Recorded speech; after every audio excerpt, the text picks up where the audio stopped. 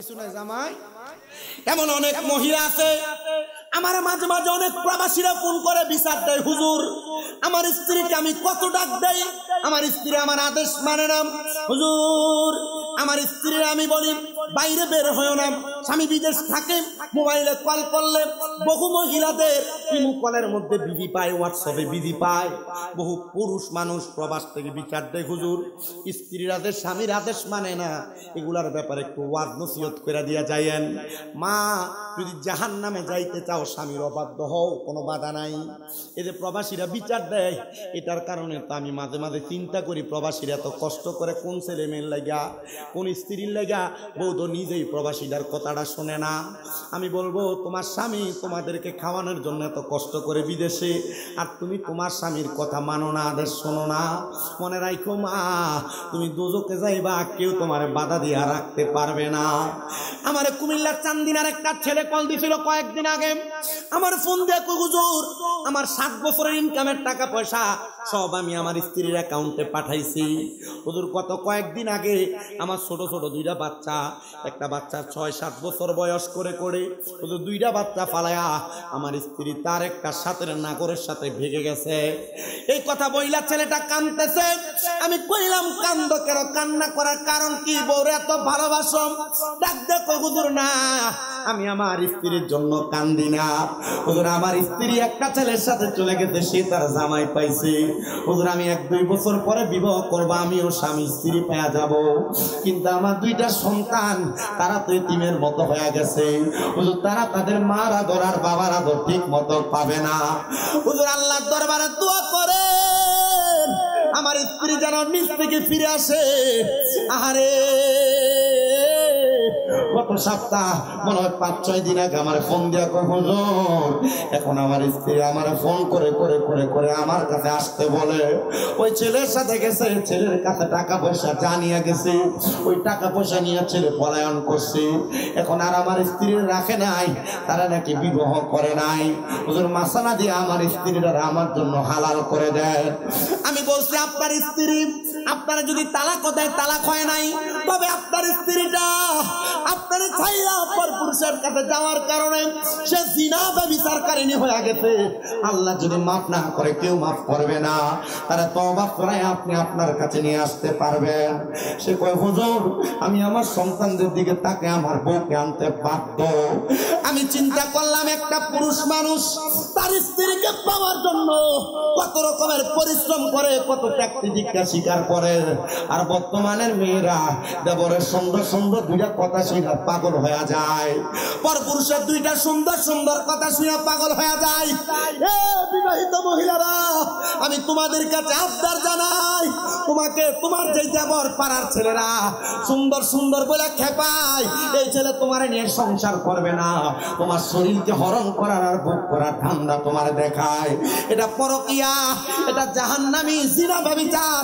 আল্লাহর নবী কয় 3 সময় 3 ব্যক্তির ঈমান থাকে না, এর মধ্যে 1 নম্বর হলো জিনা করে, যখন জিনা করে স্বামী থাকার পরেও যেই মহিলা পর পুরুষের সঙ্গে মেলামেশা করে, ঘরে বউ থাকার পরেও যেই পুরুষ অন্য কোন নারীর সঙ্গে মেলামেশা করে, এই জিনা ব্যভিচার যখন কোন পুরুষ নারী করে তখন তাদের ঈমান থাকে না, যতক্ষণ পর্যন্ত তারা কালিমা পড়ে ঈমান না আনবে ততক্ষণ তাদের ঈমান ফিরে আসবে না।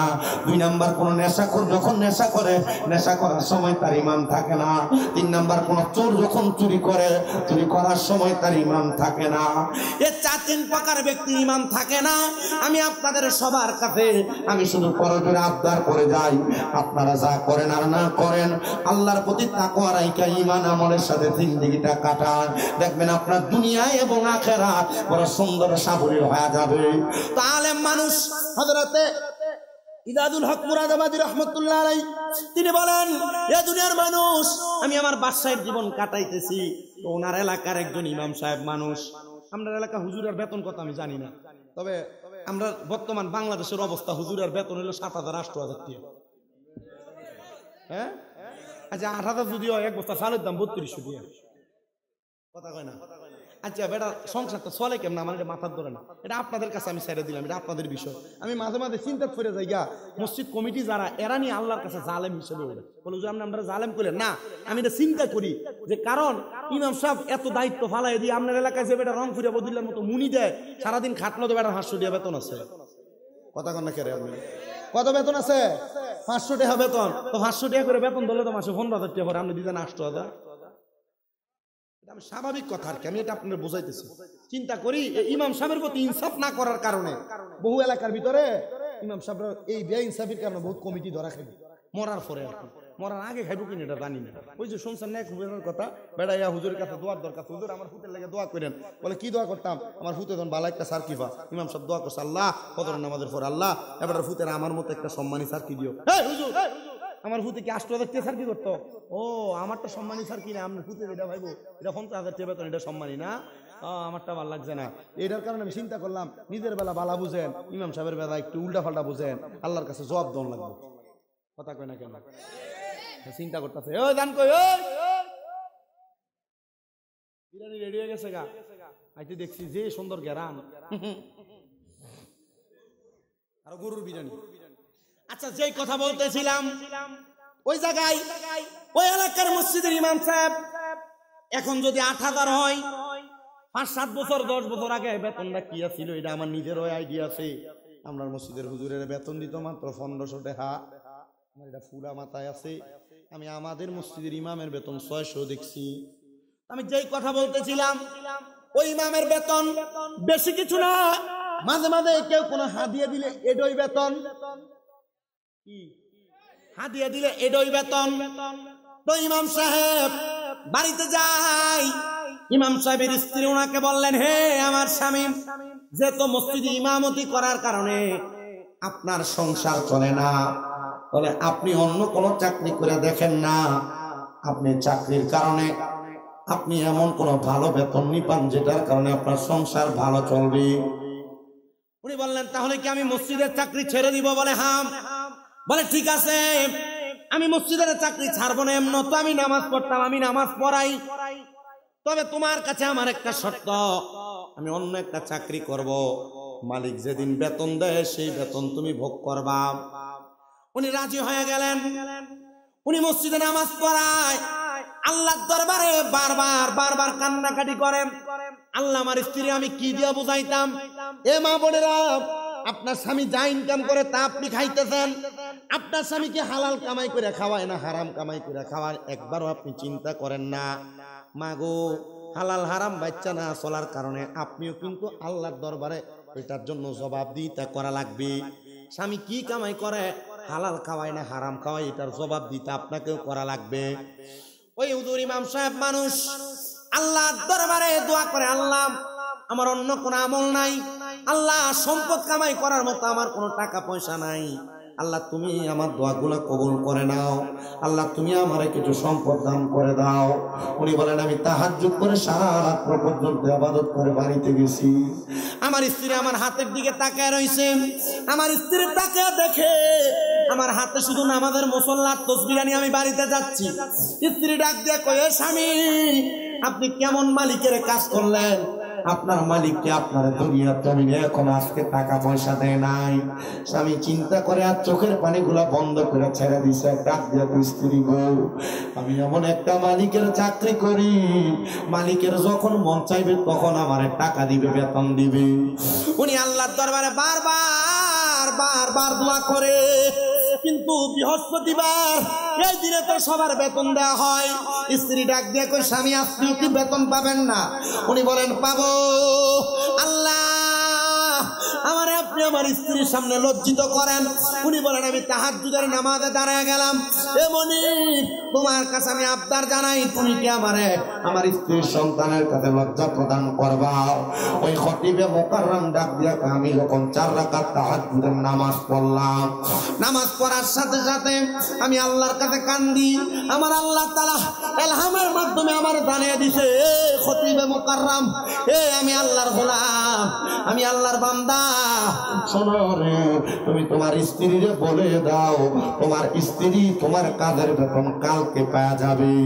জবান খুলে জোরে জোরে কন্যা, আল্লাহর ওয়াদা কি কখনো বরখেলাপ হয় নাকি?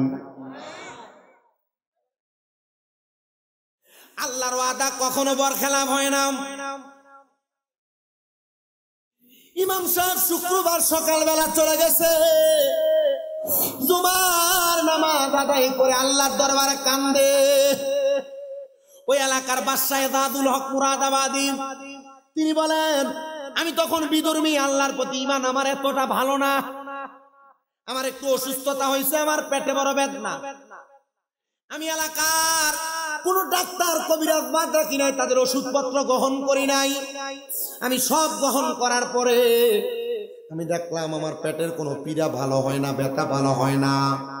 এমন টাইমে আমি দাদুল হক মুরাদাবাদীরা আমার একজন পদা ডাক দিয়া কয়, দেখেন না আমরা এলাকার মৌলভী সাহেবের কাছে ওনার একটু সদকা হাদিয়ার মাধ্যমে আপনার জীবনের এই পেটের ব্যথাটা আপনি একটু ভালো করাইতে পারেননি। সাথে সাথে বলল তার জন্য 20 দিরহাম আর 5 কেজি চাউল। আল্লাহ তুমি এটার উসিলা আমার পেটের বেদনা ভালো করে দাও। বাদশা কয় সময় এক্ষণ যাইতে না যাইতে আমার পেটের ব্যথা ভালো হয়ে গেছে, মারহাবা কয়। এবার বাদশা ডাক দিয়া কয় চাউল বাদ দে, 20 দিরহামও বাদ দে, মাত্র 5 দিরহাম ইমামের কাছে পৌঁছা। এই কথা বলার নিয়ত কি জায়গাটা আছে না ফলে গেছে গা? অবস্থা এত বড় ভূমিকম্প পাইলো, ঢাকা শহরের এক মসজিদের ছাদের উপরও মুসল্লি, এদের করোনা ভাইরাস আইলো মসজিদের ভিতরে মুসল্লি, জায়গা হয় না কেন? বিপদ আইছে আল্লাহ গা খোদারে ধরা, আর বিপদ গেলে গা খোদা কেডা তোমারে আমি চিনি না। হযরত দাদুল হক মুরাদাবাদী বলেন, আমার কিছুক্ষণ পরে পায়ের পাতা থেকে মাথার তালু পর্যন্ত এমন ব্যথা, মনে হয় ব্যথা আমার মাথা থেকে পা পর্যন্ত, পা থেকে মাথা পর্যন্ত দৌড়াদৌড়ি করতেছে। আমি বড় অবাক হয়ে গেলাম, হাইরে কেন জানি আমার এমন অবস্থা হয়ে গেল। এবার কত ডাক্তার কত কবিরাজ আসে, আমার ব্যথা ভালো হয় না। এমন টাইমে বাদশা ডাক দিয়া কয়, রাত্রে সব ডাক্তার আর কবিরাজ দৌড়া আমার রাজগুদাম থেকে 2 বস্তা চাল, 2 বস্তা আটা, 2 বস্তা গম, 2 বস্তা জব, 2 বস্তা আটা, 2 বস্তা ডাল নিয়া ইমামের বাড়িতে পৌঁছা, আমার খতিবে মুকাররমের বাড়িতে পৌঁছায়া দিছে। কিছুক্ষণ যাইতে না যাইতে রে হযরত দাদুল হক মুরাদাবাদী বলে, আমার পেটের ব্যথা না, আমার পুরো শরীর ঠান্ডা হয়ে গেছে, চিকন ঘাম, আমার শরীর যখন ভালো হয়ে গেছে আমি আমার নিয়তের কারণে আমি পরিপূর্ণতা পেয়ে গেছি। এবার ওই ইমাম সাহেব খতিব মানুষ, ওই তো মসজিদে কান্দে, আজকে বউ বাচ্চার কাছে আমি কি জবাব দেব? আর ওই দিক দিয়ে ওনার স্ত্রী কয়, আমার স্বামী এমন একটা মালিকের কাম করছে, ওই মালিকের মন কত ভালো, 1 সপ্তাহের কামের বিনিময়ে 1 বছর সংসার চলার মতো টাকা পয়সা ধন সম্পত্তি, 1 বছর সংসার চলার মতো মাল সামান দিয়ে আমার ভরপুর করে দিছি। উনি ডাক দিয়া কয়, ও আল্লাহ আমার স্বামীর ব্যবসাতে বরকত দাও, কাজে বরকত দাও। এবার ওই স্বামীটা জুমার নামাজ পড়া সাজদা থেকে মাথা উঠায় না। আল্লাহ এখন কেমনে আমি সম্পদ ছাড়া বেতন ছাড়া বাড়িতে যাবো? আমি গতকালকে আমার স্ত্রীরে বলছিলাম জুমার নামাজ পড়া তোমার বেতন তোমার হাতে দিব, তুমি ভালো খানা পাইবা। ওরা আমি আমার আল্লাহর দরবারে চাইতেছি বারবার। আবার আমি চিন্তা করলাম, এ আল্লাহ আমি আবার তোমার নামে তাওয়াক্কালতু আলাল্লাহি ওয়া রাসূলি, তুমি এবং তোমার রাসূলের উপর ভরসা কইরা আমি বাড়ির দিকে রওনা করলাম। এবার ওই বাদশা ইজাজুল হক মুরাদাবাদীর এলাকার খতিব ডাক দিয়ে বলে, আমি আবার বাড়িতে যাওয়ার পথে রাস্তা থেকে কিছু পাথর দেখা আমি আমার কাপড়ের গাঁটুরিটা অথবা আমার রুমালটার মধ্যে পেঁচায়া আমি কান্দে লইয়া আমি সামনের দিকে গেলাম। আমার স্ত্রী আমার দেখা কয়, কেমন বাদশার চাকরি, কেমন মালিকের মালিকের চাকরি করছে, আগে পানছে 12 বস্তা, আবার কান্দেও দেখি আরেক বস্তা। তার মানে বোঝা যায় মালিকটা বড় ভালা। আপনারা বলেন ইমাম আর খতিবে মুকাররম এমন একজন মালিকের চাকরি করছে, ওই মালিক একজন, তিনি কি ওই মালিক কি ফিরে দেয় নাকি? গাটুরি বানছে পাথর, আগে যে বাড়িতে 12 বস্তা গেছে এটা কিন্তু হুজুর জানে না। পাঠাইছে কে? বাদশা পাঠাইছে। বাদশারে পাঠাইছে কে? আল্লাহ। এই জন্য আপনি এখান থেকে দেন, আল্লাহ ওইখান থেকে আপনারে দিবেন। ইমাম সাহেব আবার পুটলিটা সামনে রাখছে, স্ত্রী কয় দাও পুটলাটা খুলে দেখি আর কি আনছম। ডাক দিয়া কয় জগতের মানুষ, আমি আমার স্ত্রীকে বলতে লাগলাম, স্ত্রী, এই স্ত্রী, এটা তুমি এখন খুইল না, আমার 2 রাকাত নামাজ পড়তে দাও। ওই নামাজটার নাম সলাতুল হাজতের নামাজ। মারহাবা কোন? সলাতুল হাজতের নামাজ কেমনে পড়ে? নামাজে নিয়ত করে দাঁড়াইবেন, নফল নামাজের নিয়ত করে দাঁড়ায়া নামাজে সূরা ফাতিহা অন্য সূরা মিলে রুকু সিজদা করবেন। সিজদায় যায়া সুবহান রাব্বিয়াল আলা পড়ার পর বাংলাতে আপনার যত হাজত আছে ওই হাজতের কথা আল্লাহর কাছে বাংলাতে বলবেন, দেখবেন আমার আল্লাহ তাআলা আপনার সব হাজত পূরণ করে দিবে। আল্লাহরে বান্দা ডাক দিয়া কই জগতের মানুষ, আমি 2 রাকাত নামাজ পড়লাম, ও আল্লাহ তুমি পাহাড়কে দরিয়া বানাইতে পারো। আল্লাহ তুমি তোমার একটা কুদরতের খেলার মাধ্যমে তুমি আমার পুত্রের যে পাথরগুলো এগুলোর তুমি খাবার বানায়া দাও, তুমি এমন কোন দামি বস্তু বানায়া দাও যেটার কারণে আমি আমার স্ত্রীর কাছে লজ্জা পাবো না, আমি যেন আমার স্ত্রীর কাছে লজ্জা শরম না পাই। আমার আল্লাহ তাআলা দোয়া কবুল করছে। ওই স্ত্রী পুটলিটা নামাজের পরে কুইরা দেখে যতগুলা পাথর ছিল ওই পাথরগুলা পাথর নাই, পাথরগুলা স্বর্ণের টুকরা হয়ে গেছে। আইরে আমার আল্লাহ তাআলার কুদরতের খেলা তো কেউ বুঝতে পারে না। ইমাম আর খতিবে মুকাররম আল্লাহর কাছে কান্দে, আল্লাহ গো তুমি এই কুদরতের খেলা দেখাইলা, এটা কেন করলা? আবার 2 রাকাত নামাজ পড়ছে, আল্লাহ কেন করলা? কোন কারণে করলা? এবার আমার আল্লাহ তাআলা ওই ইমাম সাহেব আল্লাহর কাছে কাঁদতে কাঁদতে নামাজের মুসল্লাটার মধ্যে বেহুশে গড়াগড়ি করতেছে। স্ত্রী কয় আমার স্বামীর এমন কর্মকাণ্ড দেখে আমার কাছে বড় অবাক লাগলো। ইমাম সাহেব ডাক দিয়া কয় আমি কাঁদতে কাঁদতে আল্লাহর দরবারে ডাকতেছি আর বলতেছি, আল্লাহ ও মনিব, তোমার কাছে আমি জানতে চাই তুমি আমারে কেন এত অল্প সময়ের মধ্যে এত বেশি সম্পদ দান করলা। এবার উনি ডাক দিয়া কয় আমি যখন কান্না করতে করতে নামাজের মুসল্লাতে বেহুশ হয়ে গেছি, আমি দেখছি রে আমার সামনে সাদা রঙের পোশাক পরনেওয়ালা একটা পুরুষ আর একটা মহিলা আসছে, আমার মাথায় হাত বুলিয়ে দে আর ডাক দিয়া কয় বাবা আর কান্দো না। আমি জিগাইলাম কারা গো আপনারা? তিনারা আমার ডাক দিয়া কয় মুখের সামনে থেকে সাদা কাপড়টা সরাইয়া কয় বাবা রে আমি তোর মা, আমি তোর আব্বা যান।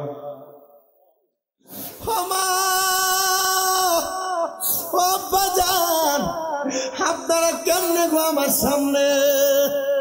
জানোস রে আমার আল্লাহ তাআলা তোর এত সম্পদ এত খাবার দিয়া স্ত্রীর সামনে বেয়াদবি করে নাই, লজ্জা দেয় নাই, এটার একটাই মাত্র কারণ তুমি সন্তান তাহাজ্জুদের নামাজ আদায় কইরা আমরা জন্য যখন দোয়া করছো ওমাগফিরাতু লাহুমা, আমরা কবর থেকে তোর জন্য দোয়া করছি।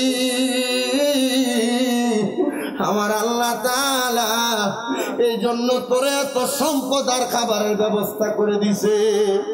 এ নরসিংহপুরের বাবা, আমি জানি না কার মা কবরে কার বাবা কবরে।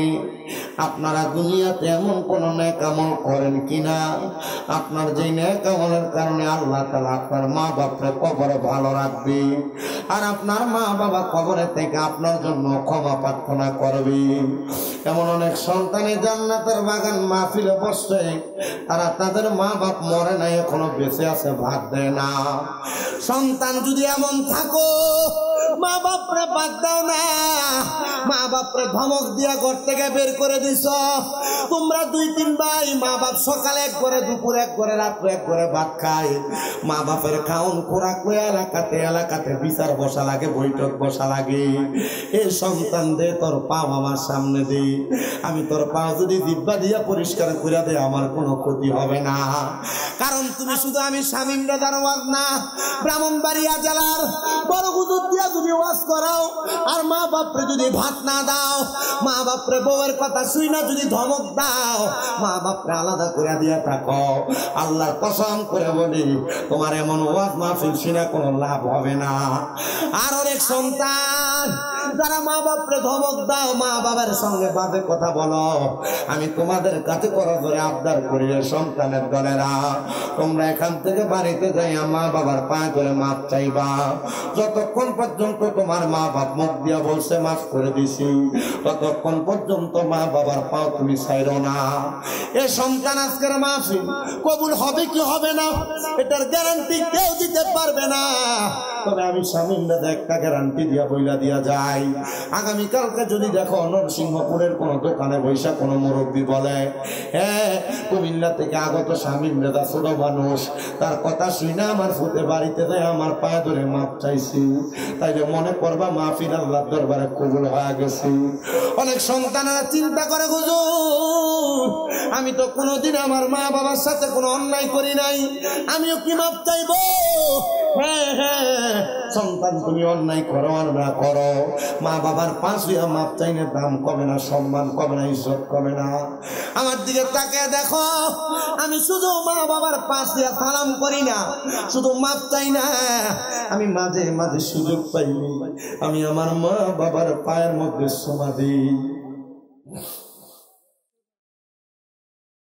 আমি যেদিন শুনছি মা বাবার পায়ে চুমা দিলে আল্লাহর জান্নাতের চৌকাঠে চুমা দেওয়ার সওয়াব পাওয়া যায়, আমি ওই দিনে আমার আম্মা আব্বারে ঘরের মধ্যে যাইয়া তাদের পায়ের মধ্যে চুমা দিছি রে চুমা। সন্তান আম্মা আব্বার পায়ে চুমা দিতে পারবা কিনা আমি জানি না। অনেকে চিন্তা করে, হুজুর যাদের বাড়িতে আব্বা আছে তারা বাড়িতে যাইয়া বাবার পায়ে ধরে মাপ চাইবো, আমার তো আব্বা না, আমি কার পায়ে ধরে মাপ চাইবো? অনেকে চিন্তা করে, হুজুর যাদের বাড়িতে মা আছে তারা বাড়িতে যাইয়া মার পায়ে ধরে মাপ চাইবো, হুজুর আমার তো মা নাই, আমি কার পায়ে ধরে মাপ চাইবো? সন্তান যাদের মা নাই, যাদের বাবা নাই, একটু পরে আখিরি মুনাজাত হয়ে যাবে, রব্বির হামহুমা কামা রব্বায়ানি সগীরা বলা। কোন সন্তান যদি চোখের মনি কোটার মধ্যে একটা মাছির মাথা পরিমাণ পানি চাইরা কান্দে, ওই পানিটা মাটিতে পড়ার আগে আমার আল্লাহ তার মা বাবার জীবনের গুনাহ মাফ করে দেয়। আমি জানি না কত সন্তান জানি তার মারে হারায়া কান্দে, কত সন্তান জানি তার বাবারে হারায়া কান্দে। আমি জানি না তাদের বাবা মা তারা বড় কষ্ট করে মানুষের মতো মানুষ করে দিয়া আজ তাদের আব্বা কবরে, আব্বা জানি ঈদের দিনে নতুন কোন জামা কাপড় কিনা পড়ছে না, পুরান জামা কাপড় পরে আব্বা ঈদের ময়দানে গেছি, কিন্তু তুমি সন্তানদের নতুন জামা কাপড় কিনা দিছে। আব্বারে যদি জিগাইতে, আব্বা আপনি কি নতুন কোন জামা কাপড় কিনছেন না? আব্বা কইতে এখন তোরা না ঈদ করবি, এখন কি আর আমরা ঈদের বয়স আসেনি? আব্বা অভাবের কথা কইতো না। এখন এমন আব্বা কবরের বাসিন্দা, সন্তান তোমার কাছে লাখ লাখ হাজার হাজার টাকা, আব্বার 500 টাকা দিয়ে একটা লুঙ্গি কিনা পরাইতে পারো না, আব্বার একটা পাঞ্জাবি পরাইতে পারো না। আব্বা জান কবরের বাসিন্দা হয়ে শুয়ে রয়েছি। তোমার মা সকালবেলা কোনো ভালো ভাত ঠান্ডা ভাত গুলা খাইছে না, মা চিন্তা করছে বন্ধ থেকে আমার পুত্রাইলে ঠান্ডা ভাত খাইলে তার কুলজারা ঠান্ডা হইব, শান্তি হইব। সন্তান রে, মার কাপড়টা চিরা ফাড়া ছিল, তোমার মা জননী তোমার দুনিয়াতে স্কুল মাদ্রাসায় যাইতে 5-10 টাকা হাতে গুজা দিছে। আজকে ওই মা কবরে টাকা দিয়ে একটা কাপড় কিনা পরাইতে পারো না। চোখের সামনে মার বয়সী বাবার বয়সী অনেক মুরব্বীরা ঘোরাফেরা করে। আমি জানি না রে পর্দার অন্তরালে এমন কোন মহিলারা পয়সা রয়েছে তাদের মা কবরে বাবা কবরে, সন্তান তোমার কাছে টাকা পয়সার অভাব নাই, তুমি তোমার মা বাপরে খাওয়াইতে পারো না, মা বাপরে পড়াইতে পারো না। একবার চিন্তা করে দেখো, মা বাপ যদি পয়সা থাকতো, যদি তুমি তোমার মা বাপরে প্রতি মাসে 2000 টাকার ভাত তরকারি খাওয়াইতা, 12 মাসে তোমার 24,000 টাকা খরচ হইতো। ওই তোমার মা বাপ তোমার জায়গা সম্পদ দিয়া গেছে, তুমি তোমার মা বাপরে কবরে এখনো কিছু দিতে পারো নাই। চিন্তা করে দেখো, মা বাপ যদি জায়গা জমি না দিয়া যাইতো, যদি তুমি একটা বাড়িতে ভাড়া থাকতা, মাসে 5,000 টাকা করে ভাড়া দিতা, 12 মাসে 60,000 টাকা ভাড়া দেওয়া লাগতো। ওই মা কবরে বাবা কবরে। আল্লাহ নবীর একজন প্রখ্যাত সাহাবী হযরত সাদ ইবনে উবাদা রাদিয়াল্লাহু তাআলা আনহু কয়, আমার নবীজির দরবারে এসে, ইয়া রাসূলুল্লাহ, আমার মা মারা গেছে, আমার মা মারা যাওয়ার পরে আমি আমার মার জানাজার নামাজ পাইছি না, কিন্তু আমার মা, আমি সাদ ইবনে উবাদারে অনেক সম্পদ দিয়া গেছে গো নবী, আপনি বলেন না আমি আমার মার জন্য কি করব? আমার নবী কই, তুমি তোমার মার জন্য সদকা করো।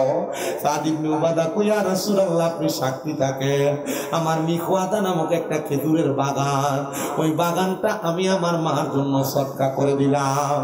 বনু কুরাইজা গোত্রের এক মহিলা আমার নবীর দরবারে আম্মা জান আয়েশা সিদ্দিকা হাদিস বর্ণনা করে। ওই মহিলা এসে আমার নবীরে কই, ইয়া রাসূলুল্লাহ, আমার আম্মা জান মারা গেছে, মারা যাওয়ার সময় জবান বোবা হয়ে গেছে। নবী কই, আমার বিশ্বাস আমার মায়ের এত সম্পদ ছিল, আমার মা যদি কথা বলতে পারতো, আমার মা সম্পদ থেকে দান করতো, সদকা করতো। ইয়া রাসূলুল্লাহ, আমার মার এত সম্পদ, আমি যদি আমার মার পক্ষ থেকে সদকা করি, আমার মা কিছু খাইবনি। আমার নবী কই, এ মহিলা, তুমি তোমার মায়ের পক্ষ থেকে আল্লাহর রাস্তায় পানি সদকা করো, তুমি তোমার মায়ের পক্ষ থেকে তুমি তোমার মায়ের জন্য আল্লাহর রাস্তায় সদকা করো। মহিলা কই, ইয়া রাসূলুল্লাহ, আপনি সাক্ষী থাকেন, আমি এই মক্কা নগরীতে মদিনা নগরীতে আমি একটা কূপ খনন করে দিলাম। আমার নবী কয়, এ মহিলা, তুমিও সাক্ষী থাকো, আমি আল্লাহকে সাক্ষী রেখে বললাম, তোমার এই কূপ থেকে যত মানুষ পানি আহরণ করবে, আমার আল্লাহ তাআলা তোমার আম্মা জানের আমল নামায় সদকার সওয়াব দান করতে থাকবে। এ বন্ধু, তোমার মা বাপ যদি বাইচা থাকতো, যদি তুমি তোমার মা বাপরে প্রতি মাসে 1000 টাকার ফল আর ওষুধ খাওয়াইতা। আল্লাহর নবী রাহমাতুল লিল আলামিন নবী বলেন, 1 নাম্বার, কোন সন্তান জন্মগ্রহণ যখন করে, তার মা বাবার প্রথম দায়িত্ব ওই সন্তানের কানের মধ্যে আযান দেওয়া। আযান দেওয়া 1 নাম্বার দায়িত্ব। 2 নাম্বার দায়িত্ব, কোন সন্তান যখন জন্মগ্রহণ করে, ওই সন্তানের 7 দিনের মাথায় একটা ভালো নাম নির্ধারণ করে দেওয়া। 3 নাম্বার, সন্তান জন্মগ্রহণ করার পরে ওই সন্তানের মাথার চুলগুলা কামায়া দেওয়া। 4 নাম্বার, সন্তানের মা বাবা যদি স্বাবলম্বী হয়, সন্তানের মা বাবা যদি টাকাওয়ালা হয়, পয়সাওয়ালা হয়, নেশাব পরিমাণ সম্পদের মালিক হয়, তাহলে 7 দিনের দিন ওই সন্তানের জন্য আল্লাহর রাস্তায়, ছেলের জন্য 2টা, মেয়ের জন্য 1টা বকরি আকিকা দেওয়া, কুরবানি দেওয়া। ইয়া রাসূলুল্লাহ, ইয়া হাবিবাল্লাহ, নবী গো, আপনার কাছে জানতে চাই, আপনি বলেন না একটা সন্তানের আকিকা প্রদান করলে এই সন্তানের লাভটা কি হবে? দেখবেন বর্তমানে সন্তান জন্মগ্রহণ করার পরে প্রতি সপ্তাহে সপ্তাহে ডাক্তারের কাছে নিয়ে দৌড় দেয়। এটার কাহিনী অন্য কোনো কিছু না।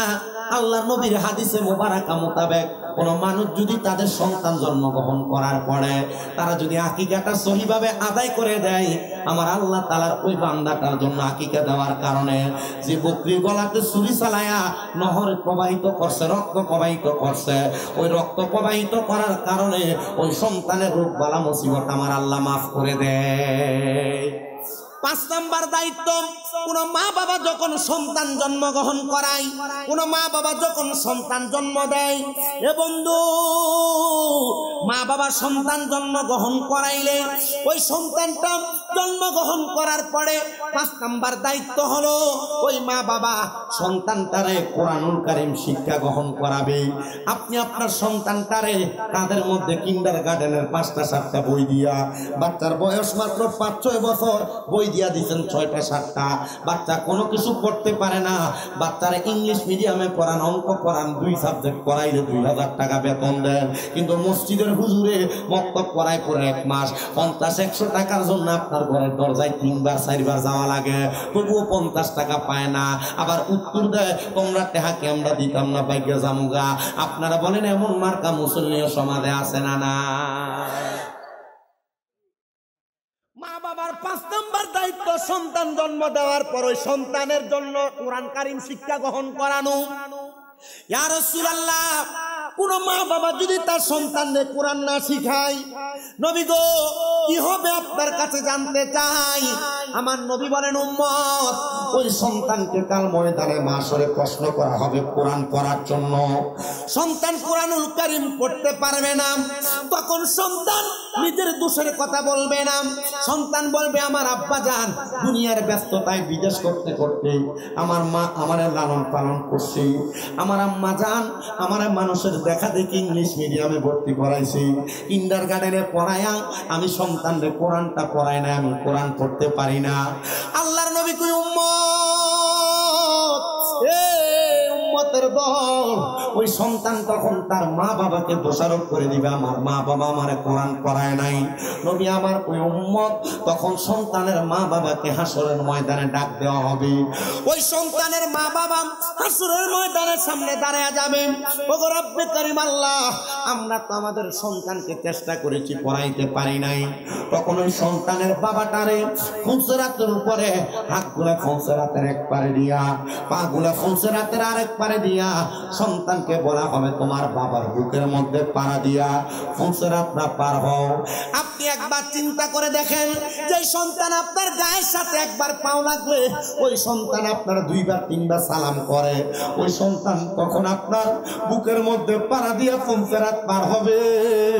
হে আমার নরসিংহপুর এলাকার বাবারা বন্ধুরা, একবার চিন্তা করে দেখেন, এমন অবস্থা যদি হয়ে যায় সন্তানের মা বাবাও আটকা পড়ে যাবে, সন্তানও আটকা পড়ে যাবে। ইয়া রাসূলুল্লাহ, ইয়া হাবিবাল্লাহ, নবী গো, তাহলে আমরা বাঁচার জন্য আমাদের সন্তানদেরকে কোরআন শেখানো লাগবে। রাহমাতুল লিল আলামিন নবী কয়, দুনিয়াতে কোন মা বাবা যদি তাদের সন্তানকে কোরআন শিখায়, আমার আল্লাহ তাআলা ওই সন্তানের মা বাবা তারে ময়দানে মাশরে ইন্তেকাল করার পরে যখন উদয় করবে, ওই সন্তানের মা বাবার মাথার মধ্যে জান্নাতের একটা মুকুট পরায়া দিবে। অন্যান্য হাসরবাসীরা ডাক দিয়ে বলবে, আল্লাহ এরা কারা যাদের মাথার মধ্যে স্বর্ণের সুন্দর মুকুট দেখা যায়? তখন আমার নবীজি রাহমাতুল লিল আলামিন নবীর ফেরেশতারা জবাব দিয়ে বলবে, হাসরবাসীরা এরা আর কেউ না, এরা হলো দুনিয়াতে কোরআন শিক্ষা গ্রহণ করা সন্তানের মা এবং বাবা।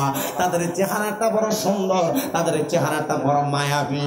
ও আল্লাহ, বুঝতে পারলাম চেহারাটা এত সুন্দর, এত মায়াবী।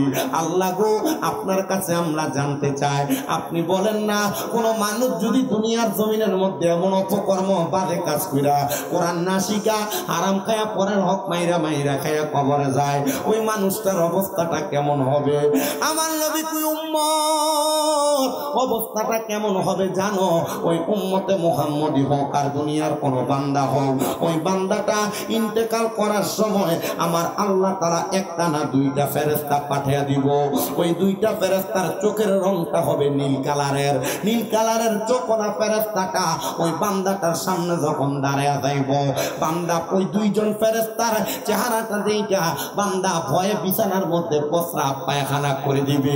ইয়া রাসূলুল্লাহ, ইয়া হাবিবাল্লাহ নবী, 2টা ফেরেশতার নীল চোখ দেখাই যদি বান্দা প্রস্রাব পায়খানা করে দেয়, বান্দা আজরাইলের চেহারা দেখলে কেমন অবস্থা হবে। আমার নবী কই উম্মত ওই দুইটা ফেরেশতার চেহারা দেখার পর বান্দা যখন প্রস্রাব পায়খানা করে দিবে বান্দা অপবিত্র অবস্থায় মরলে ঈমান নিয়ে মরা যায় না। এই জন্য আমি আমার নরসিংহপুর এলাকার সব মুরব্বী, সব দাড়ি পাকা বাবা, সব যুবক ভাই, ছোট ছোট মাসুম বাচ্চা সবার কাছে বলে দিয়ে যায়, আপনারা যা করেন আর না করেন, আপনারা দুনিয়ার জমিনের মধ্যে থাইকা আপনারা আপনাদের দুনিয়াতে পবিত্র অবস্থায় থাকার চেষ্টা করবেন। আল্লাহর নবী রাহমাতুল লিল আলামিন নবী কয় আজরাইল ফেরেশতা তখন বান্দার সামনে চলে আসবে। আজরাইল আলাইহিস সালাতু ওয়াস সালাম যখন বান্দার সামনে দাঁড়ায়া যাবে, বান্দাটা আজরাইলকে বলার চেষ্টা করবে, রে আজরাইল, আমি এখনো পর্যন্ত মরণের প্রস্তুতি গ্রহণ করি নাই, আমার একটু সুযোগ দাও, আমি মরণের প্রস্তুতি গ্রহণ করব।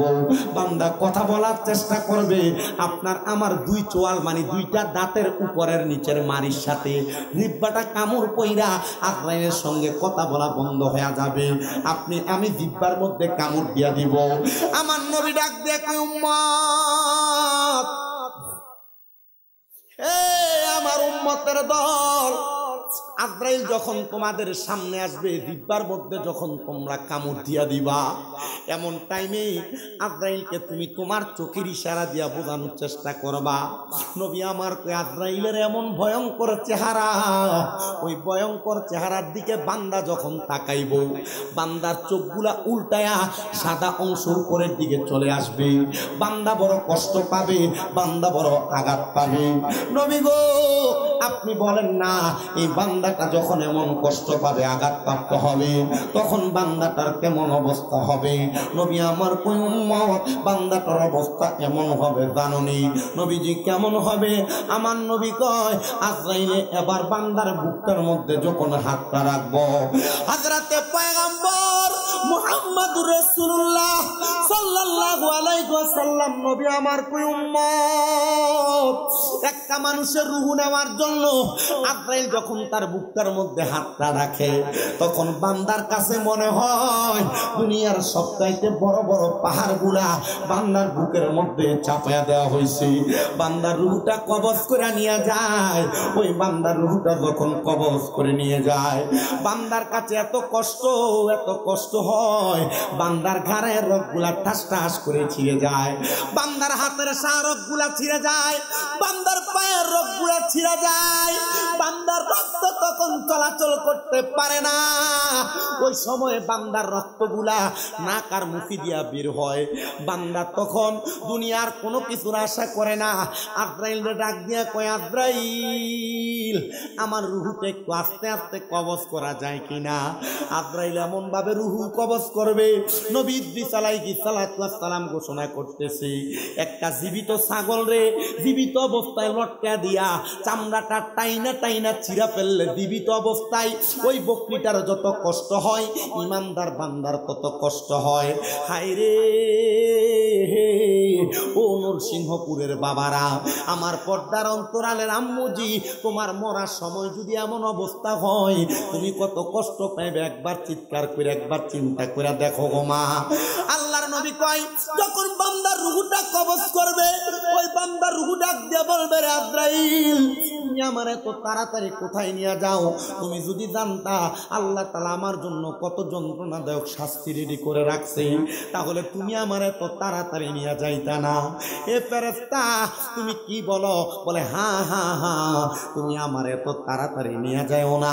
ফেরেশতা তখন নিয়ে যাবে, কিন্তু জানেন আপনি আমি নামাজ না পড়তে পড়তে, গুনাহ করতে করতে, কবরের কথা ভুলে যাওয়ার কারণে, হাসর মিজান ফুলসেরাতের কথা ভুলে যাওয়ার কারণে ফেরেশতা আজরাইল আলাইহিস সালাতু ওয়াস সালাম একটা সাদা রঙের কাপড় দিয়া নাকের মধ্যে এমন ভাবে ঢাকনা দিয়া দিবে। রে ফেরেশতার দল, নাকে কেন ঢাকনা দিলাম? বড় জবাব পাইবা পরে। এবার ইমানদার না বেঈমান বান্দা, গুনাহগার বান্দা, বেনামাজি বান্দা, হারামখোর বান্দা, যারা ভাই-ভাতিজার জমি দখল করে খাইছো, যেই বাপ মারা সন্তানের সাথে বেইনসাফ করছো, যারা পরিপূর্ণ নামাজ আদায় করো নাই, যারা মানুষের হক মাইরা খাইতে দ্বিধাদ্বন্দ্ব করো নাই, যারা মিথ্যা কথা বলতে দ্বিধাদ্বন্দ্ব করো নাই, যারা দুনিয়াতে কোনো বাজে কাজ করতে দ্বিধাদ্বন্দ্ব করো নাই, মনে রাখবারে ওই সময় আল্লাহ তাআলার 19 জন করে ফেরেশতা আসমানের প্রথম দিক দিয়ে দাঁড়ায় থাকবে। আর ওই ফেরেশতারা আজরাইলের হাতে থাকা রূহটার দিকে থু থু বলে থুতু নিক্ষেপ করবে। আজরাইল ডাক দিয়ে বলবে, রে ফেরেশতার দল, কেন রে এই বান্দার রুহুর দিকে তোমরা থুতু নিক্ষেপ করলাম? বান্দারা দুনিয়া ছেড়ে দিছে, বান্দারা দুনিয়ার মায়া ত্যাগ কইরাম আখিরাতের জন্য প্রস্তুতি গ্রহণ করছে। তখন এই ফেরেশতারা বলবে, আজরাইল, আমরা থুতু নিক্ষেপ করেছি, তুমি আমাদেরকে প্রশ্ন করলা, কিন্তু তুমি যে তোমার নাকের মধ্যে এভাবে ধরে রাখলা, কারণটা কি বলো না রে ফেরেশতা?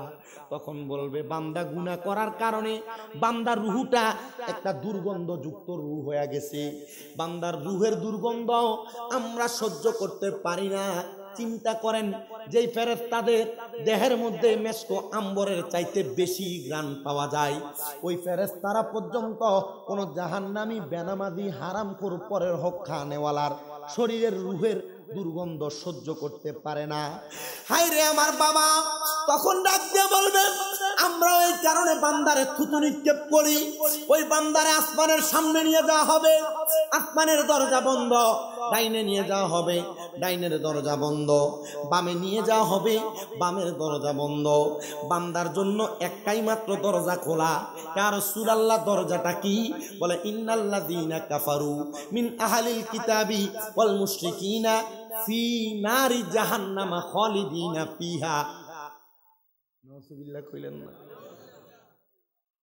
উলাইকা হুম শাররুল বারিয়া, যারা কুফরি করে, যারা আহলে কিতাবের অন্তর্ভুক্ত, যারা দুনিয়াতে মুশরিক, আমার আল্লাহ তাআলা এদের ঠিকানা রাখছে ফি নারি জাহান্নামা খালিদিনা ফিহা, জাহান্নামের চিরস্থায়ী বাসিন্দা। ও আল্লাহ, জানলাম জাহান্নামের চিরস্থায়ী বাসিন্দা। আল্লাহ তারা কারা? উলাইকা হুম শাররুল বারিয়া, এরা হইল দুনিয়ার সবচাইতে বাজে মানুষ, সবচাইতে খারাপ মানুষ। আল্লাহ, এরা যখন কবরে যাবে এদের অবস্থা কেমন হবে?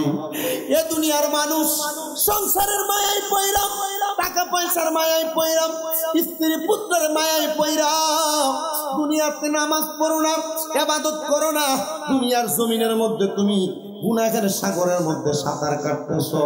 তুমি কি জানো ওই কবরে একদিন 2 দিন না, সর্বনিম্ন একটা জাহান্নামীর 3000 বছর জাহান্নামে জ্বালাইব। দুনিয়ার একদিন, দুনিয়ার 2 দিনের মতো না, দুনিয়ার 500 বছর, জাহান্নামের মাত্র 1 দিন। তোমার যখন 3000 বছর জ্বালাইব, তুমি তখন সে আযাব সহ্য করতে পারবা না। এই জন্য দিন দুনিয়ার মায়া ত্যাগ কইরা, কবর হাসরের কথা চিন্তা কইরা, দুনিয়ার জমিনে আল্লাহর ইবাদত, নবীর দুরূদের মাধ্যমে জীবন কাটাও। আশেক বলে, ওরে সংসার সংসার কইরা ববে গো, করেনি না বন্দিগি, কিভাবে কাটা আইবা মনরে, কবরের জিন্দেগি রে, হায় রে ওরে জীবন গুনায় গুনায় গেল রে, হায় রে ওরে জীবন গুনায় গুনায় এলো রে, হায় রে সংসারেরি মা আয় পইরা গো, ডাকলি না মাওলা রে, হিসাব কিন্তু দিতে হবে গো, ওই পারে হাসরে গো, হায় রে ওরে জীবন গুনায় গুনায় গেল রে কন্যা, ওরে জীবন গুনায় গেল রে, হায় রে ফজর গেল ঘুমের ঘরে গো, জোহর গেল কাজে, আসর গেল খেলাই ধুলাই গো, মাগরিব গেল বেলায় গো হায়রে ওরে জীবন গুনায় গুনায় গেল রে কন্যা সংসার সংসার কইরা ববে গো করলি না বন্দিগি কিভাবে কাটা আইবা মনরে কবরের জিন্দে গিরে হায়রে ওরে জীবন গুনায় গেল রে হায়রে বাড়ির পাশে খোপর পাড়ে গো বাড়ির পাশে খোপর পাড়ে গো বাঁধবি সুখের গো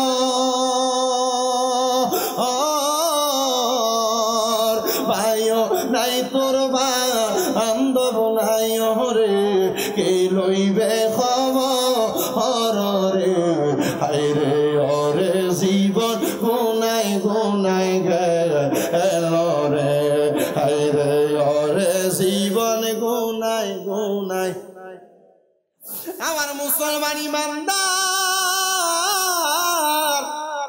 এবার ওই আল্লাহর বান্দাটার একদিন দুই দিন না 3000 বছর জ্বালাইব জাহান্নামের মধ্যে যখন ওই বান্দাটারে 1000 বছর জ্বালাইব জাহান্নামের আগুনের রংটা থাকবে দুনিয়ার স্বাভাবিক আগুনের মতো লাল ওই আগুনে যখন ওই বান্দাটারে জ্বালাইব 1000 বছর দাউ দাউ দাউ দাউ করে বান্দার দেহটা জ্বলব তখন বান্দার দেহটা জ্বালানোর পরে ওই বান্দার দেহটা জ্বালাইয়া যখন 1000 বছর হইব এবার আগুনের রংটারে সাদা বানায়া দিব সাদা রঙের আগুনের মধ্যে ওই বান্দাটার 1000 বছর জ্বলবো 1000 বছর জাহান্নামের আগুনে জ্বলার পরে এবার বান্দার জাহান্নামের আগুনের রংটারে কালা বানায়া দিব কালো রঙের আগুনের মধ্যে ওই বান্দা যখন 1000 বছর জ্বলবো ওই বান্দাটা জাহান্নামের আগুনে জ্বলার পরে 3000 বছর যখন পরিপূর্ণ হয়ে যাবে ওই বান্দাটার জাহান্নামের আগুন থেকে ওই বান্দার মুক্তি দেওয়া হবে আমার নবী কই উম্মত এই উম্মত জানো দুনিয়ার কোন মানুষকে স্বাভাবিকভাবে চুরি করার কারণে জানেন আপনারা যদি মাত্র 3 মিনিট কেউ মেন্দা দিয়ে লাঠি দিয়ে বাইরায় মানুষ স্বীকার করে নেয় হ্যাঁ আমি চোর আমি চুরি করছি সাহাবায়ে কেরাম বলে নবী গো ওই মানুষটাকে কি 3000 বছরে একটু শান্তি দেওয়া হবে না আমার নবী কয় হ্যাঁ ওই মানুষটারে তাকাসসুর নামক একটা জায়গাতে দাঁড় করানো হবে তখন বান্দাকে বলা হবে বান্দা কি বলবা বলো আপনি আমি হইলে বলবো বলে হয় হ্যাঁ আল্লাহ আমারে মাফ কইরা দাও আমি আমার ভুলের স্বীকার করতেছি কিন্তু না না না বান্দা 3 বার তার জবান দিয়া বলবে মোয়ে মোয়ে মোয়ে পানি পানি পানি বলে বান্দা 3 বার চিৎকার করবে সাহাবায়ে কেরাম কান্দে নবী ও মায়ার নবী গো তখন কি আপনার উম্মতদেরকে পানি দেওয়া হবে আমার নবী তো উম্মত পানি দেওয়া হবে হ্যাঁ হ্যাঁ তবে দুনিয়ার কোন সাধারণ পানির মতো পানি তাদেরকে দেওয়া হবে না এ বাবা কেমন পানি দেওয়া হবে শোনো আল্লাহর নবী কয় জাহান্নামীদেরকে লোহার গরম উত্তপ্ত একটা গ্লাসের মধ্যে করে অন্যান্য জাহান্নামীদের রক্ত এবং পুঁজগুলাকে আইনা দেওয়া হবে বান্দাকে পান করার জন্য হাদিসে তিরমিজির মধ্যে আল্লাহর নবী কয় এই পানির নাম হলো তিনাতুল খাবাল তিনাতুল খাবাল হলো অন্য জাহান্নামীদের রক্ত এবং পুঁজ নবী গো তখন কি তাদেরকে রক্ত পুঁজ দিলে তারা পান করবে বলে হ্যাঁ পানির পিপাসা তাদের এমন লাগবে 3000 বছর পরে জাহান্নাম থেকে মুক্ত পাইছে হাসরের ময়দান তামার চাইতে উত্তপ্ত গরম সূর্যটা 4 আঙ্গুল এক বিগত উপরে থাকবে একটানা 12 সূর্যের তাপ থাকবে তখন বান্দার অবস্থা কেমন হবে জানো বান্দারে পানিটা দিতে দেরি বান্দা তার জিহ্বাতে ঢালতে দেরি হবে না ওই রক্ত পুঁজগুলা যখন বান্দা মুখের মধ্যে দিয়া ওই বান্দাটা মুখের মধ্য থেকে পানিটাকে আহরণ করবে গিলবে ওই বান্দার জিহ্বা সহ পেটের কানার রাস্তা দিয়ে নিচের দিকে পড়তে থাকবে এই নরসিংহপুরের বাবা যদি তোমার মন চায় হারাম খাইবা পরের হক মাইরা খাইবা সুদের টাকা ঘুষের টাকা খাইবা দুনিয়াতে সম্পদ দখল করে করে খাইবা মিথ্যা কথা বলে বলে ব্যবসা করে খাইবা গালিগালাজ করে করে চলবা তুমি চলো বাধা নাই যদি কবরের এমন কঠিন আযাব কঠিন শাস্তি তুমি ভোগ করতে চাও তুমি চলো আমার কোনো অসুবিধা নাই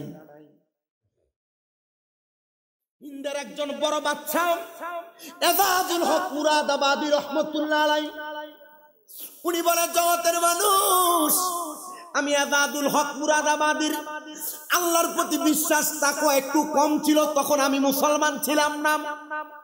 এজাজুল হক মুরাদাবাদী, তুমি বাদশাহী পরিচালনা করতে? বলে হ্যাঁ। তিনি বলেন বাদশাহী পরিচালনা করতে যায়া আমি দুনিয়ার জমিনের মধ্যে এমন ভাবে চলাফেরা করেছি, আমার আল্লাহ তাআলা আমারে বড় কষ্টের মধ্যে দিয়া জীবন যাপন করাইছে। এ বাবা, অভাব অনটন লাগলে আফসোস করেন না। পর্দার আড়ালের মা বোনেরা অনেকে আছেন, আপনাদের স্বামী কামাই রুজি কম করলে আপনারা কোন কেমন বেড়া হইলা, তোমার লগের বাড়ির বেড়া এত টাকা কামাই করে তুমি কামাই করতে পারো না। এমন অনেক মহিলা আছে, স্বামী যদি কামাই একটু কম করে স্বামীদেরকে গজব দেয়। অনেক মহিলা আছে, সন্তান কম কামাই রুজি করলে, সন্তান একটু উল্টা পাল্টা চললে সন্তানরে গজব দেয়। আল্লাহর নবী বলেন, আমি যখন মেরাজে গেলাম আমি 3 প্রকারের মহিলা দেখছি। এই ওয়াজ কিন্তু এখন মহিলার গায়ে পড়ব, বহুত মহিলার আমার ওয়াজ শুনতে আইছে, আমি জানি।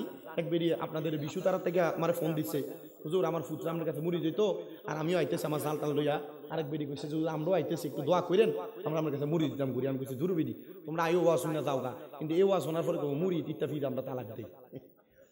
আমি আমার মা বোনদেরকে বলছি, সরাইল থানার নরসিংহপুরের মা বোনেরা, আমি চাই না এ সরাইলের কোন মহিলা দুজকে যাক, আমি চাই না এ সরাইলের কোন বাবার স্ত্রী দুজকে যাক, কোন বাবার কন্যা দুজকে যাক, আমি চাই না কোন বাবার মা দুজকে যাক, আমি চাই না তোমাদের নাতির কোন মহিলারা দুজকে যাক। শুনো আমার বাবা, শুনো রে, নবী আমার কয় আমি মেরাজে যাওয়ার পর 3 প্রকারের মহিলা দেখলাম, যাদেরকে আমার আল্লাহ তাআলা মাথার চুলগুলার মধ্যে ঝুলাইয়া ঝুলাইয়া জাহান্নামের আগুনের মধ্যে সেক দিতেছে। ইয়া রাসূলুল্লাহ, তারা কারা? আমার নবী কই ওই মহিলা যারা মাথার চুলগুলা যখন খোফা বাঁধছে, তারা ওটের কুচ, ওটের সুড়ি যেমন উঁচা এমন উঁচা কইরা মাথার চুল বাঁধছে, তারা ওই মহিলা। ইয়া রাসূলুল্লাহ, আর কারা? বলে আরেক প্রকারের মহিলা দেখছি যাদের জিহ্বার মধ্যে রড লাগে আগুনের উপর সেক দেওয়া হচ্ছে। ইয়া রাসূলুল্লাহ, তারা কারা? বলে তারা হইল ওই মহিলা যাদের জবান দ্বারা তাদের সন্তান এবং স্বামীকে লানত দেয়। এমন অনেক মহিলা আছে, আল্লাহর গজব তোর উপরে পড়ে না, আল্লাহর লানত তোর উপরে পড়ে না, এমন কথা বলে। নবী কয় ওই মহিলাদের জিহ্বার মধ্যে গরম রড লাগে, সেক দেওয়া হবে আগুনে। নবী কয় 3 নাম্বার আরেক প্রকার মহিলা দেখছি, যেই মহিলাদের স্তনের মধ্যে লোহার রড লাগায় দিয়ে আগুনের মধ্যে সেক দেওয়া হচ্ছে। ইয়া রাসূলুল্লাহ, তারা কারা? নবী কয় ওই মহিলা যারা পোশাক পরে উলঙ্গ, যারা পোশাক পরে উলঙ্গ, যারা পোশাক পরে উলঙ্গ। এ বাবা, পোশাক পরে উলঙ্গ কোন মহিলাটা? দেখবা তোমার মা, তোমার মেয়ে, তোমার বোন, তোমার স্ত্রী পোশাক পরে, কাপড় পরে, এমন টাইট তার শরীরের অঙ্গভঙ্গি সব বোঝা যায়। নবী ওই মহিলার কথা বলছি, এমন পাতলা কাপড় পরে যেই পাতলা কাপড়ের উপর দিয়া তার শরীরের স্ট্রাকচার সব বোঝা যায়। পোশাক পরলে যেমন অবস্থা, না পরলে তেমন অবস্থা। নবী আমার কই ওই মহিলাদেরকে জাহান্নামের স্তনের মধ্যে রড লাগায় দিয়া সেক দেওয়া হবে আগুনের মধ্যে। আরেক প্রকার মহিলা দেখছে, নবী কই ওই মহিলা যেই মহিলারা তাদের স্বামীর অবাধ্য। এ পর্দার অন্তরালের মা, আমি আমার ওয়াজের মাঝখানে মাঝখানে বিভিন্ন বিষয়ে টাচ করে যাই। আমি চাই না তোমরা দুজকে যাও। আমার নবী কই ওই মহিলা যেই মহিলাগুলা তাদের স্বামীর আদেশ মানে নাই। মহিলা, তুমি তোমার জামাইয়ের আদেশ ছাড়া সরাইল বাজার পুরাটা ঘুরে ফেলো। আল্লাহর নবীজি রহমতের নবী কয় কোন মহিলা তাদের স্বামীর আদেশ ছাড়া বাবার বাড়িতেও যাইতে পারবে না। বাবার বাড়ি দূরের কথা, স্বামীর আদেশের কথা চিন্তা করে না, ব্রাহ্মণবাড়িয়া শহর পুরাটা বাজার করে চলে আসে। কথা বলেন, এমন অবাধ্য মহিলা আছে না নাই? হাজার হাজার বলে।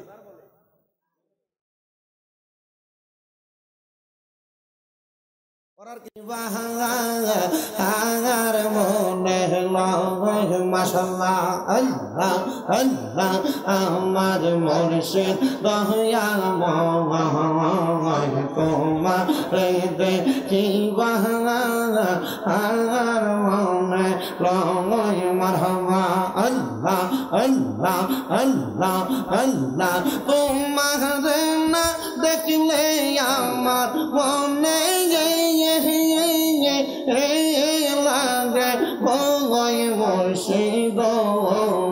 আমার মুর্শিদ দয়াময় তোমারে দেখিবা আর মনে রয় মারহাবা আল্লাহ আল্লাহ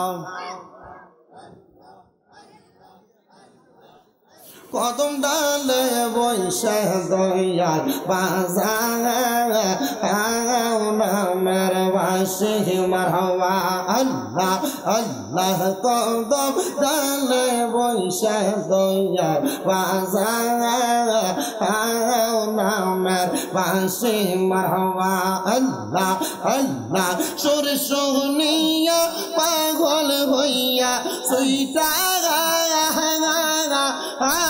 আশিকা আশি মুর্শিদ আমার মুর্শিদ দয়াময় তোমারে দেখিবা আর মনে রয় মারহাবা আল্লাহ আল্লাহ আল্লাহ আল্লাহ আল্লাহ তোমার না দেখলে আমার মনে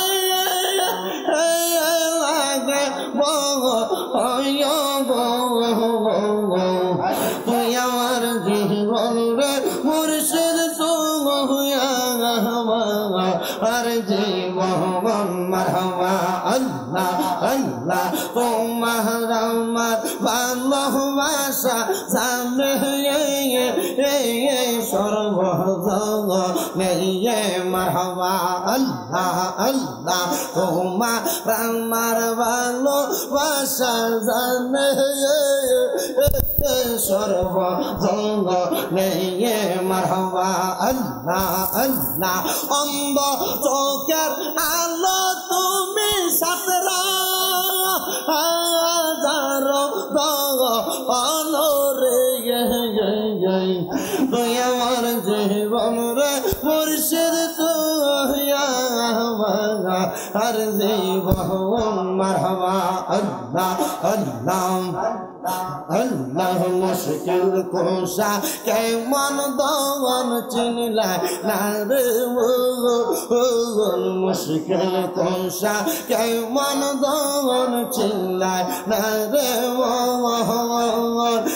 সে না সে পাইয়াছে অমূল্য রতন ববে আর নাই রে দমন মারহাবা আল্লাহ আল্লাহ ববে আর নাই রে দোয়ান বাবে আর নাই রে দোয়ান মুশকিল কুশার নাম করিয়া শরণ বাবে আর নাই রে দোয়ান মারহাবা আল্লাহ আল্লাহ আল্লাহ নবী মুশকিল কুশা তিনেতে একজন হযরত ইমাম হাসান হোসেন দুই ভাই নবীজির রতন ববে আর নাই রে দুগুণ মারহাবা আল্লাহ আল্লাহ আল্লাহ আল্লাহ আল্লাহ আল্লাহ আল্লাহ আল্লাহ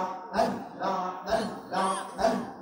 আল্লাহ ববে কে কয় পীর বাহলা গো তার মতো আর নাই জাহালা মারহাবা ববে কে কয় পীর বাহলা গো তার মতো আর নাই জাহালা মারহাবা আল্লাহ আল্লাহ হাইরে হাতে দইরা গলাই পড়লাম মুর্শিদ নামের মাহলা গো হাতে দইরা গলাই পড়লাম মুর্শিদ নামের মাহলা গো তার মতো আর নাই জাহালা মারহাবা আল্লাহ আল্লাহ ববে কে কয় পীরে বাহলা গো তার মতো আর নাই জাহালা মারহাবা আল্লাহ আল্লাহ যৌবন কালে পীরিত যেমন পাকনা সরফি কলা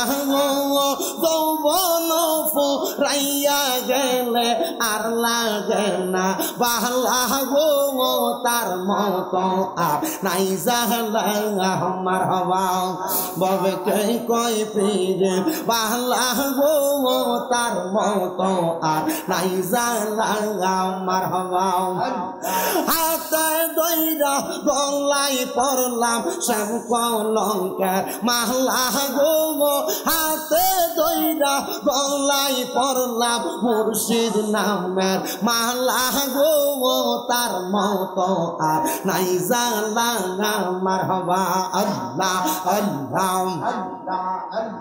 কান্দায়ো না ও বান্দারি বুকে নাওয়া মায় কিছু চাই না শুধু মাত্র তোমায় আমি চাই মারহাবা আল্লাহ আল্লাহ কান্দায়ো না ও বান্দারি বুকে নাওয়া মায় কিছু চাই না শুধু মাত্র তোমায় আমি চাই মারহাবা আল্লাহ আল্লাহ চাই না আমি ববের পাহাড় ববের সরদারি চাই যে দয়াল নবী যে মারহাবা আল্লাহ আল্লাহ চাই না আমি বনের পাহাড় ববের সরদারি চাই যে দয়াল নবী যে মারহাবা মন চাই শুধু কাছে রাখতাম শুধু যে তোমায় মারহাবা কান্দাইও না ও বান্দারে বুকে নাওয়া মায় কান্দাইও না ও গো রেজবি বুকে নাওয়া মায় কিছু চাই না শুধু মাত্র তোমায় আমি চাই মারহাবা আল্লাহ আল্লাহ আই বড় পীর আব্দুল কাদের আউলিয়ার শিরোমণি মারহাবা আই বড় পীর আব্দুল কাদের আউলিয়ার শিরোমণি মারহাবা আল্লাহ আল্লাহ মুর্দা কলব জিন্দা করো ও গো গাউসে সামদানি আই বড় পীর আব্দুল কাদের আউলিয়ার শিরোমণি মারহাবা আল্লাহ আল্লাহ কি খেলা খেলাইলা খাজা রে খাজা তোমার খেলা চমৎকার আজমিরে ঘুমাইয়ার খাজা মিলাই সোবাজা আর প্রেমের খেলা খেলছ খাজা রে মারহাবা আরে কি খেলা খেলাইলা খাজা রে মারহাবা তোমার খেলা চমৎকার আজমিরে ঘুমাইয়ার খাজা মিলাই সোবাজা আর প্রেমের খেলা খেলছ খাজা রে মারহাবা আরে আনা সাগরে রপানি দেয় নাই তোমারে ইশারাতে এক লোটাতে বরলা পানি যে খাজা ইশারাতে এক লোটাতে বরলা পানি যে খাজা খেলা চমৎকার আজমিরে গো মাইয়ার খাজা মিলাই সোবাজার গো ওয়াল খাজা রে মারহাবা আল্লাহ আল্লাহ আল্লাহ আল্লাহ আল্লাহ আল্লাহ আল্লাহ আল্লাহ কায়াল হোমে ভাইও কা আব্দুল কাদের জিলানী কা কায়াল হোমে हज़रत खाजा अजमेर का मानत ये हर जब दिल से ये जार जार पीरो मुर्शिद का अल्लाह अल्लाह अल्लाह अल्लाह अल्लाह अल्लाह ला इलाहा इल्लल्लाह মুহাম্মাদুর রাসূলুল্লাহ সাল্লাল্লাহু আলাইহি ওয়াসাল্লাম। আল্লাহ তাআলা আজকের মাহফিলকে কবুল করেন, আল্লাহুম্মা আমিন, আল্লাহুম্মা আমিন। আলহামদুলিল্লাহি রাব্বিল আলামিন, আসসালাতু ওয়াসসালামু আলা রাসূলিল কারীম। রব্বানা যালামনা আনফুসানা ওয়া ইল্লাম তাগফির লানা ওয়া তারহামনা লানাকুনান্না মিনাল খাসিরিন। মাবুদ আল্লাহ একটু রহমতের নজর করে তাকে দেখেন আল্লাহ, এই নরসিংহপুর পূর্বপাড়া কবরবাসীর স্মরণে গাউসুল আজম জামে মসজিদ মাঠ প্রাঙ্গণে 21তম বাৎসরিক সঙ্গে মহাসম্মেলন সাজাইয়া হাফেজ ছাত্রদের ফাকরি দস্তার বন্দি উপলক্ষে আমার সঙ্গে ওলামায়ে কেরাম, দাড়ি ফাঁকা মুরব্বী বাবারা, যুবক নওজোয়ান ভাইয়েরা, ছোট ছোট মাসুম বাচ্চারা, পর্দার অন্তরালের মা বোনেরা, আল্লাহ মুনাজাতের মাধ্যমে জীবনের গুনাহগুলো মাফ পাওয়ার আশায় তোমার শাহিন শাহী পাক দরবারে কাঙ্গালের বেশে দুইটা হাত বাড়াইছে আল্লাহ। যার হাত তোমার দরবারে মায়া লাগে, পছন্দ হয়, ওই হাতের উসিলায় আমরা প্রত্যেকের জীবনের গুনাহ তুমি আল্লাহ ক্ষমা করে দাও আল্লাহ। আজকের মুনাজাতের মধ্যে কে জানি হাত বাড়াইছে, কার জানি জগতের মধ্যে আব্বা নাই আল্লাহ, কার জানি মা নাই আল্লাহ, কে জানি হাত বাড়াইছে, মাও নাই বাবাও নাই, জনমের চিঙ্গ আল্লাহ। আল্লাহ যাদের মা বাবা কবরে, আম্মা আব্বা প্রত্যেকের কবরে জান্নাতের বাগান বানায়া দাও ও আল্লাহ। যাদের মা বাবা বেঁচে আছে হায়াতে তৈয়বা নসিব করে দাও। অনেকে হাত বাড়াইছে গো আল্লাহ, তাদের মা বাবা সুস্থ, আল্লাহ তাদের আম্মার দ্বারা তুমি সুস্থতার নিয়ামত দান করো। মনিব কত মানুষ আল্লাহ 20,000 10,000 প্যান্ডেল মাইক দিয়া লাইট দিয়া বিশেষ করে পোস্টার দিয়া টাকা পয়সা দিয়া সহযোগিতা করছে, তাবারুকের জন্য সহযোগিতা করছে আল্লাহ। প্রত্যেকের দানগুলো তোমার দরবারে বকশিশ করলাম, কবুল মঞ্জুর করে নাও আল্লাহ। বিশেষ করে হাজি মোহাম্মদ আব্দুল গনি মিয়ার ভাতিজা মোহাম্মদ বাবুল মিয়ার ঢাকা অপারেশন হয়েছে, দোয়া চাইছে আল্লাহ, ওনারা তুমি অপারেশন সাকসেস করে সুস্থতার নিয়ামত দান করো। মোহাম্মদ দুরানি মিয়া পিতা জজ মিয়া দোয়া চাইছে, অসুস্থ আল্লাহ, ওনার জন্য দোয়া চাই, ওনারা তুমি কবুল করে নাও আল্লাহ। আমার আরেকজন ভাইজান অসুস্থ মানুষ দোয়া চাইছে আল্লাহ, তিনাকে শেফা দান করে দাও। আরেকজন ভাই ওনার বাতিজার জন্য দোয়া চাইছে আল্লাহ, ওনারও তুমি কবুল মঞ্জুর করে নাও। আরেকটা ছেলে তার মার জন্য দোয়া চাইছে আল্লাহ, তারাও তুমি কবুল মঞ্জুর করে নাও আল্লাহ। বিশেষ করে আমার আবু আহমদ ভাই আহলে সুন্নাত ওয়াল জামাতের জন্য সোশ্যাল মিডিয়ার মাধ্যমে অনেক খেদমত করেছে আল্লাহ, দহিত্র ভাবে উনি খেদমত করতেছে আল্লাহ। আমার আবু আহমদ ভাইয়ের প্রত্যেকটা খেদমত ওনার সহযোগী সবাইকে তুমি কবুল মঞ্জুর করে নাও আল্লাহ। উনি আবার প্রবাসে চলে যাবে, সহি সালামতে পৌঁছার মতো তৌফিক দান করে দাও। ওনার পরিবারের উপর তোমার খাস রহমত বরকত দান করো আল্লাহ। বিশেষ করে নরসিংহপুর পূর্বপাড়া কবরবাসীর স্মরণে গাউসুল আজম জামে মসজিদের মাহফিলে যারা টাকা দিয়া, পয়সা দিয়া, শ্রম দিয়া, বুদ্ধি দিয়া, পরামর্শ দিয়া, মাইক দিয়া, লাইট দিয়া, প্যান্ডেল দিয়া, মিডিয়ার বাইরে সব সম্মানিত শ্রোতা মণ্ডলীরা, পর্দার আড়ালের আমার মা বোনেরা আল্লাহ, প্রত্যেকের খাস দোয়াগুলো কবুল মঞ্জুর করে নাও। আমার অনেক প্রবাসী ভাইরা বিদেশ থেকে দোয়া চায় আল্লাহ, আমার প্রত্যেক প্রবাসীদের কামাই রুটিতে, হায়াত রিজিকে, প্রবাসীদের শরীর স্বাস্থ্য সুস্থ রাখা, সুন্দর মতো কামাই করে দেশের রেমিটেন্স খাতে নাম রাখার তৌফিক দান করো। এই মাহফিলে 21তম মাহফিল গো আল্লাহ, কিয়ামত পর্যন্ত কবুল মঞ্জুর করো। তারা মাহফিল যাতে দান সদকা করে তাদের প্রত্যেকের দানগুলো কবুল করে নাও।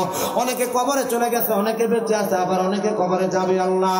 আল্লাহ প্রত্যেকের যাওয়া আশাকে তুমি কবুল আর মঞ্জুর করে নাও আল্লাহ। আমার আম্মা যান আজকে 7 মাসের উপর অসুস্থ অবস্থায় বিছানায় পড়ে আছে, আমার আম্মারে তুমি সুস্থতার নিয়ামত দান করে দাও আল্লাহ, যেন আগের মতো পরিপূর্ণ সুস্থ হয়ে হাঁটতে পারে সে তৌফিক দান করো। আমার প্রত্যেকটা মাদ্রাসার ছাত্রদেরকে তুমি কবুল করো, মহিলা মাদ্রাসার ছাত্রীদেরকে তুমি কবুল করো, ছাত্রদের অভিভাবকদেরকে তুমি কবুল মঞ্জুর করো।